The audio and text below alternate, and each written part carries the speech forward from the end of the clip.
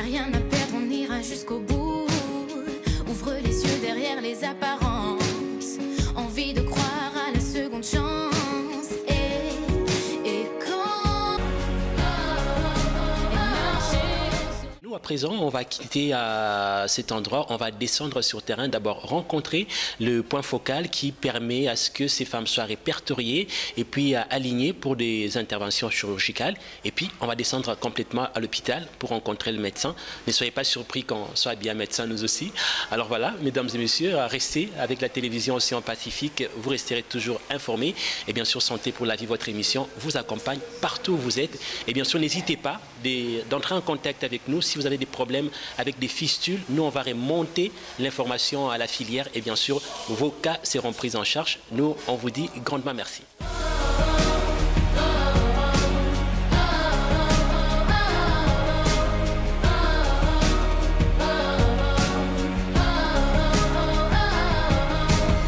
Et si ce soir le monde était à nous, y a rien à perdre, on ira jusqu'au bout.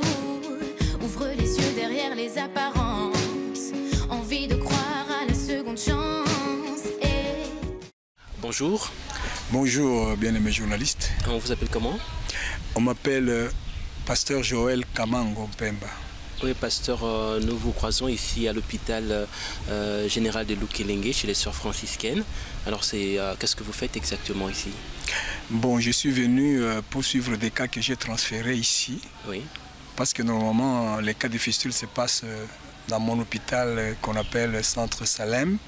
Mais la capacité d'accueil était petite. Oui. Alors, il fallait que je fasse contrat avec un hôpital. Alors, j'ai choisi la localité. Alors, cette sensibilisation, vous la faites pour une organisation ou pour vous-même? Oui, cette sensibilisation, je la fais pour Fondation Panzi. Oui.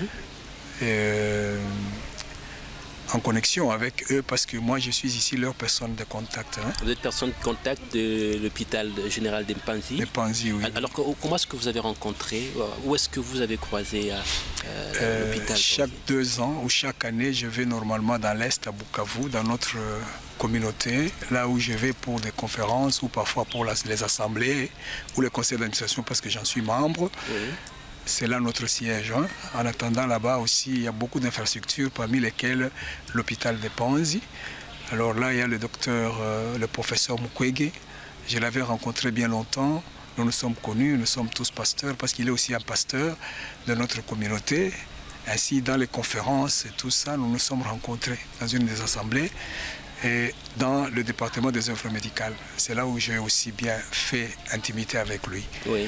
Alors, en parlant avec lui, comme je voyais, chaque fois que je vais là-bas, je vois quelque chose qui est positif ou quelque chose qui peut devenir très utile pour notre province du Kasaï oriental.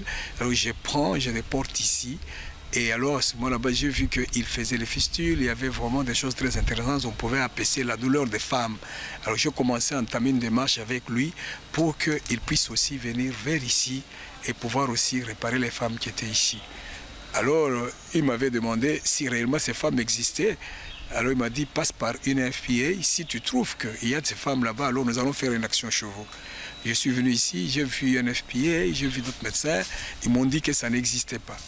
Mais dans alors mes démarches, comme je fais l'évangile aussi dans des villages partout un peu, je vais, Kabinda Monedite partout, chaque fois que j'arrivais là-bas, et alors je prenais contact dans le village, d'abord avec le chef de village, puis après avec ses notables, on parlait, puis je leur demandais d'inviter les mamans, parce que j'avais besoin d'appeler. Alors on appelait tous les villages, et devant les villages, maintenant je parlais, je m'exprimais. Et alors à ce moment-là, au fur et à mesure, j'ai commencé à découvrir réellement que ces femmes existaient. Mais on m'avait déjà parlé à Panzi que pour le reconnaître, d'abord, le premier signe, c'est sentir les urines et tout. Et quand vous posez la question, la femme vous explique comment ça s'est passé.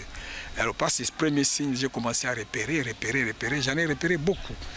Presque 100 femmes. Quand j'ai parlé à Panzi, le docteur m'a dit, mais toi, tu n'es pas médecin, comment vas-tu reconnaître?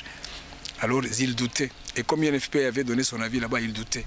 Mais parmi les femmes que j'allais contacter jusqu'à Cabinda, même le Bao, c'est là que je trouvais des femmes qui, alors ces femmes là-bas, souffraient aussi de fistules comme toutes les autres, mais elles n'ont pas été patientes du tout. Elles ont marché à pied de Lubao et se sont décidées à aller à Panzi pour être réparées. Alors ils sont allés à pied jusqu'à Kalemi, Kalemi jusqu'à Uvira, Uvira on les a pris en charge et on les a envoyés à Panzi.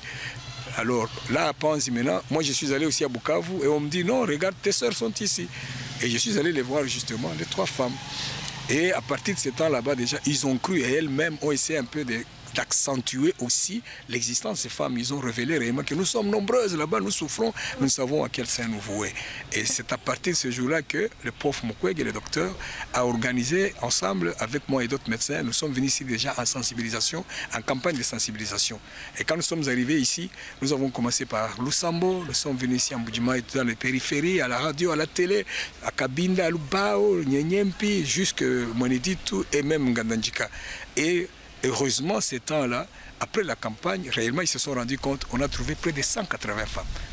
Alors, une équipe est venue pour opérer les premières 180 femmes et se finit à partir de cela. Cela s'est emballé jusqu'à présent. Je pense que celle-ci est la 4e campagne. C'est la 4e campagne de réparation des fistules dans le Kasaï oriental. Et comment vous faites par rapport à... comment est-ce que vous faites pour sensibiliser? Est-ce que vous êtes seul ou vous avez un réseau de personnes? Pour cela, d'abord, j'ai un réseau, mais ensemble avec le CD de santé, quand il y a des choses comme ça et que nous nous voyons, normalement, il sait sensibiliser aussi tous les MCZ. Alors tous les MCZ qui de fois reçoivent ces cas là-bas en pathologie chez eux, alors ils savent déjà qu'il y a de telles femmes qui peuvent repérer. Ça c'est la première manière de pouvoir sensibiliser. La deuxième manière, maintenant aussi, nous avons une équipe appuyée aussi par Panzi. Alors nous envoyons cette équipe des spécialistes que réellement chez nous avons formés. Alors ils vont alors avec des motos, ils vont aller des villages en village. Et ils vont aller des grands marchés en grands marchés. Chaque fois qu'il y a des grands marchés, ils vont là-bas, ils parlent dans les grands marchés, ils sensibilisent les femmes. Et des villages en village, ils vont parler. Mais alors, les femmes se connaissent toujours. Quand il y a une qui souffre comme ça, directement, on sait que telle maman souffre d'une telle pathologie. Et c'est comme ça qu'à ce moment là-bas, nous les recevons vraiment avec beaucoup plus de facilité, surtout quand on entre sur le terrain de cette... Alors, pasteur, pour les gens qui ont des difficultés, s'ils veulent, qui ne savent pas par où commencer, comment ils peuvent vous contacter? Bon, les personnes, normalement, pour l'instant, le contact, nous pouvons donner le numéro de téléphone, mais surtout, c'est notre centre Salem, qui est sur l'avenue Moneditu, à côté de l'hôtel Famimpo, en face de l'ancien PNMLS. Là, c'est là qu'il y a le centre. S'ils viennent s'enregistrer, en tout cas, je pense, il n'y a pas de problème. D'ailleurs, s'il y en avait beaucoup maintenant, ici même, si avec l'implication parfois du gouvernement, nous pouvions avoir plusieurs femmes. Dès qu'elles sont à 40 ou autre chose, en tout cas, ils ne vont pas refuser de revenir. Ils feront tout pour venir. En tout cas, pasteur, nous vous disons grandement merci d'avoir participé dans Santé pour la vie. Merci beaucoup, monsieur le journaliste. Là, nous sommes à l'hôpital Lukelenge des Sœurs franciscaines et nous sommes juste devant le bloc opératoire où se passent les réparations des fistules. Et bien sûr, nous, on va entrer à l'intérieur pour voir ce qui se passe exactement. Ces femmes qui ont souffert et depuis un certain moment, cette prise en charge avec la fondation Panzi qui vient au secours de ces femmes kassaïennes. On va entrer au bloc et puis on va voir comment ça se passe de ce côté-là. Alors, docteur Teddy, bonjour. Bonjour, monsieur. Alors, docteur Teddy, on vous trouve en train de travailler. Qu'est-ce que vous faites exactement par cet instant? Je suis en train de réparer une fistule vésico-vaginale. Et c'est quoi une fistule, docteur? Une fistule, c'est une mauvaise communication entre des organes. Une communication anormale. Devant moi ici, c'est une communication anormale entre la vessie et les vagins. Donc ça laisse passer les urines dans les vagins au lieu de prendre la ligne de la vessie. Alors docteur, c'est un quantième cas que vous faites aujourd'hui en fait? Ça c'est le 110e cas. Depuis que vous êtes là? Oui. Depuis quand? Nous sommes ici depuis le 1er juin. Vous êtes venu par vous-même ou c'est par rapport à une organisation? Si nous sommes de l'hôpital général de référence de Panzi et de la fondation Panzi. Docteur, donne-moi une compresse. Docteur, l'intérêt pour les Kasaï? L'intérêt pour les Kasaï, c'est que nous avons notre chef, notre médecin directeur, il est humanitaire. C'est-à-dire qu'il ne se limite pas seulement à aider les gens du Sud Kivu, il aide aussi les gens de toute la République. Alors docteur, quelle est la nécessité exactement de venir réparer ces fistules ici? La nécessité, c'est qu'il y avait d'abord des demandes. Il y a trop de demandes de par nos points focaux dans la Lomami et ici à Mbuji-Mayi. C'est ce qui nous a poussé de venir réparer ces cas de fistules. Et quelle est la fréquence de ces cas pour les Kasaï orientales? Pour les Kasaï orientales, je peux dire la fréquence part en augmentant parce que depuis que nous avons commencé à réparer, il y a toujours de nouveaux cas et les cas d'échec, il y en a peu. Okay. Il y en a peu. Et en tant que médecin, quel est votre sentiment personnel quand vous faites ce travail? Non, c'est pénible. Quand vous voyez que vous avez réparé, la femme est guérie, vous rentrez encore sur les champs, vous trouvez de nouveaux cas, ça fait mal. C'est qu'il y a un problème. Et le problème, c'est que nous avons trouvé, c'est que la plupart des fistules que nous avons réparées, ce sont des fistules post-césariennes, post-hystérectomie. C'est-à-dire qu'il y a une très mauvaise application de la césarienne, une mauvaise application des hystérectomies, c'est-à-dire que ce ne sont pas des vrais professionnels qui les font. C'est ce qui pousse à ce que nous tombons dans des histoires pareilles. Alors docteur, parce que vous en parlez, est-ce qu'il y a besoin de formation en rapport avec ce que vous venez de dire tout à l'heure? Si, nous formons, il y a ces besoins se manifestent toujours. Chaque année, nous formons les médecins de chaque province. Récemment, nous avons formé un médecin de Mweneditu. Il y avait aussi un médecin du Kasaï central. Il y avait un autre médecin de Yambuku. Donc ils étaient à peu près 5 médecins de beaucoup de provinces. Et par rapport au nombre de cas que vous recevez tout le temps, ce besoin se fait sentir aussi pour la vie de Mbuji-Mayi? Si, ça se fait sentir. J'ai parlé avec docteur Emma maintenant là pour lui montrer que c'est vraiment nécessaire qu'on forme quelqu'un ici à Mbuji-Mayi pour qu'il soit notre point focal par rapport à ce cas. Alors docteur, nous, si vous avez un autre point de vue en rapport avec cette émission dans laquelle on parle de ces fistules, qu'est-ce que vous allez dire? Ce que moi je peux dire, c'est l'interpellation de notre gouvernement, parce que quand il y a dans un contrat vous réparez plus de 100 fistules, c'est qu'il y a un problème de la santé publique. Et c'est au gouvernement de prendre ces histoires en charge, de recycler encore les médecins, de revoir qui doit faire et qui ne doit pas faire. Parce que ça, si on fait une prévention par les CPN et autres préventions avant l'accouchement, on ne peut pas aboutir à des histoires pareilles. On ne peut pas avoir des fistules. Si on a des personnels qualifiés, on ne peut pas avoir des fistules. Je pense que le gouvernement en est responsable d'une part. Et docteur, on peut terminer un petit mot en rapport avec la fondation qui vous a envoyé ici? La fondation Panzi, c'est notre maison. C'est notre maison, c'est notre fondation qui aide surtout les femmes. Et bon, il a beaucoup de piliers dans lesquels il œuvre. Notamment les piliers sanitaires, médicaux, les piliers de réinsertion socio-économique. Donc il y a 4 piliers, je peux le dire. Et à part ça, bon, je pense que il y a notre chargé de communication qui maîtrise ça très bien. Bien sûr, on va le contacter. Oui, c'est lui. Alors, docteur, un petit mot. Est-ce que par rapport à cette prise en charge, il y a des gens qui ne connaissent pas? Est-ce qu'il y a une façon dont ces gens sont enregistrés? Ou comment est-ce que des gens qui ont des problèmes comme ça peuvent vous contacter au cas où ils ont besoin de vos services? Nous avons, comme je vous ai dit avant, nous avons des points focaux. C'est-à-dire nos médecins que nous avons formés, ils constituent dans leur coin les points focaux. Et quand ils lancent les communiqués, ce sont des communiqués radio qu'ils lancent avec des crières ou des relais communautaires. Les malades, quand ils commencent à venir, et ils enregistrent. Quand ils arrivent à un nombre allant de 20, 25 à 30, ils nous disent et on constitue l'équipe pour venir réparer. Alors docteur, nous on vous souhaite bon service et surtout prompte guérison à la dame qui est sur la table. Je vous remercie. Merci docteur. Okay. Après avoir vu docteur Teddy au bloc opératoire en train de travailler, là nous croisons docteur Maélé. Docteur Maélé, bonjour.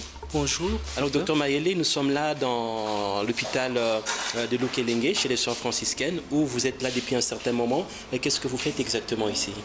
Nous sommes dans une campagne de réparation des fistules urogénitales et digestives basses. Et cette campagne, elle est lancée par... c'est une campagne lancée par une organisation, par... Oui, c'est une campagne organisée entre le gouvernement provincial et la Fondation Panzi, parce que nous avons été avec les CD qui nous a amenés chez le ministre provincial de la Santé.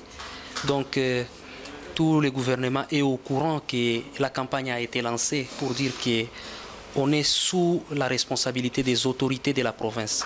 Alors docteur, c'est vrai que vous avez quitté, en fait vous n'êtes pas du Kassai, vous êtes venu de quelque part. Oui. Bien sûr c'est la Fondation Panzi qui a mis le moyen pour que vous arriviez jusqu'ici. Nous sommes venus de la province du Sud Kivu et la Fondation Panzi a mis des moyens. Oui.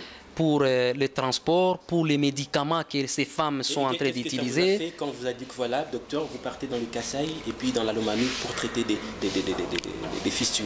Quel est le sentiment que vous aviez à ce moment-là? Vous ne connaissez pas le Kassai, vous ne connaissez pas la Lomami. Du coup, la fondation vous dit, docteur, vous partez dans le Kassai. En fait, pour moi, c'est une joie quand un maître m'envoie dans une mission. Ça veut dire qu'il a une confiance en moi. Oui. Mais aussi, à part cette confiance-là, je me sens heureux de soigner ceux-là qui souffrent. Donc c'est ça, ce sont là mes sentiments. Alors docteur, est-ce qu'au lieu que vous reveniez tout le temps, est-ce qu'il n'y a pas moyen de former localement des médecins sur place ici, au lieu de faire dépenser à la fondation beaucoup d'argent pour le déplacement, le logement des médecins? Est-ce qu'on ne peut pas former des médecins sur place ici qui peuvent prendre... C'est parmi les objectifs de la Fondation Panzi. La Fondation Panzi ne voudrait pas que les médecins viennent de la province du Sud Kivu pour venir réparer des fistules. Bien sûr que le soleil s'élève à l'est, mais la fistule n'est pas seulement, c'est pas seulement les gens de l'Est qui peuvent la réparer. Oui. Donc, pour dire qu'on a commencé à former d'autres médecins dans la République démocratique du Congo. Oui. Vraiment, c'est autour de 15 provinces déjà qu'on a déjà desservi en médecins formés en réparation des fistules. Oui. Les mal en est que tous ces médecins ne sont pas outillés. Tout à fait. Ils n'ont pas de matériel, je voulais dire. Ils n'ont pas de matériel dans le cadre des fistules pour réparer. Et les femmes qui portent les fistules, qui sont porteuses de fistules, n'ont pas de moyens pour se faire soigner. Donc, pour réparer une fistule, ça ne nécessite pas seulement qu'il y ait un technicien, mais ça nécessite aussi qu'il y ait des moyens. Alors, ces moyens, ce sont ces moyens que dispose Dr Mukwege. Lui, il dispose tous les prix qu'il reçoit, il les met dans les soins des femmes porteuses de fistules. Oui. Vous comprenez? Alors, d'autres médecins, malgré qu'ils sont formés, il n'y a pas quelqu'un qui les porte secours dans ces cadres-là. Alors, ils ont difficile, des fois, ils réunissent les cas et ils nous appellent et nous réparons ensemble et ça va bien. Alors, docteur Maélé, nous vous dit grandement merci et puis nous vous souhaitons un très bon retour à Bukavu quand vous rentrerez. Et bien sûr, nous, on aura hâte d'être aussi à Panzi un jour à rencontrer toutes ces connaissances que vous avez eues de ce côté-là. Et c'est nous qui étions en train de vous remercier. Merci beaucoup, docteur. Merci. Après cette belle randonnée, vous avez vu que nous avons circulé. Nous sommes allés sur terrain. On a rencontré le pasteur Joël qui nous a parlé de la sensibilisation par rapport aux femmes qui ont des fistules. Et puis nous avons terminé par le bloc opératoire où nous avons croisé les deux médecins qui nous ont expliqué pratiquement cette prise en charge et puis leur message en rapport avec la fondation et aussi en rapport avec tout ce qui doit être fait pour la réparation de toutes ces fistules. Nous, on vous dit merci d'avoir suivi cette émission. Si vous avez aimé cette émission, dites merci à la grande équipe de la RTOP-FM. Bien sûr, l'ingénieur Jeff Moukala, directeur technique, était à la réalisation de cette émission. Arsène Punga l'a supervisé. Richard Kabongo était au montage. Et puis, Dr Kevin a eu tout le plaisir de vous présenter cette émission. Nous, on vous dit merci. Très bonne suite des programmes sur la télévision Océan Pacifique.